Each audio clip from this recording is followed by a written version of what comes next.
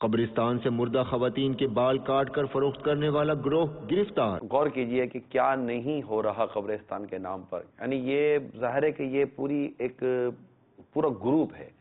اس میں نہیں کہتا کہ سارے گورکن مبتلا ہوں گے، لیکن ظاہر ہے کہ گورکن کی معاونت اور تعاون کے بغیر بآسان اتنی کہ وہ کام نہیں ہو سکتا۔ جیسا کہ میں نے آپ کو ایک مثال، ابھی آپ نے خبر پڑھی کہ قبرستان سے عورتوں کے بال، اب جو عورتوں کے بال، یہ مجھے تھوڑے عرصے پہلے بھی کسی ذریعے سے پتا چلا، پھر اس کی کوئی تصدیق لی، پھر یہ خبر بھی سامنے آئی۔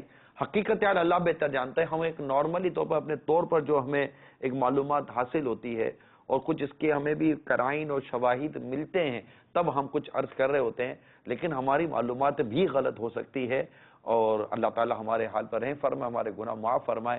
لیکن تھوڑا سا نوٹس لینے والی بات ہے، کہتے ہیں کہ بازار میں اوریجنل بال عورتوں کے بڑے بڑے بال ملتے ہیں۔ اب اس پر غور کیجئے، یہ زیادہ تر چند ممالک رہ گئے ہیں جن میں عورتوں کے بڑے بال ہیں، ٹھیک ہے، ورنہ اب عورتوں نے چٹیا بال کٹوا دیے، وہ بالکل مردوں والے ان کے بال ہونے لگے ہیں۔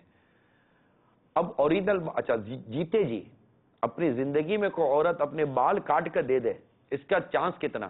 ان کو اپنے بالوں سے کتنی لگاؤ، کتنی محبت ہوتی ہے، اور لمبے بال کی کتنی ان کو تمنا ہوتی ہے، یہ شاید آپ بھی جانتے ہیں۔ اب اگر بازار میں جو خریدنے والے وہ بھی غور کریں، اب اگر بازار میں اوریجنل بال مل رہے ہیں کسی عورت کے، تو یہ اوریجنل بال کہاں سے آئے؟ اتنی ہم کو سمجھ نہیں آتی، اس کی شریعت بالکل اجازت نہیں ہے۔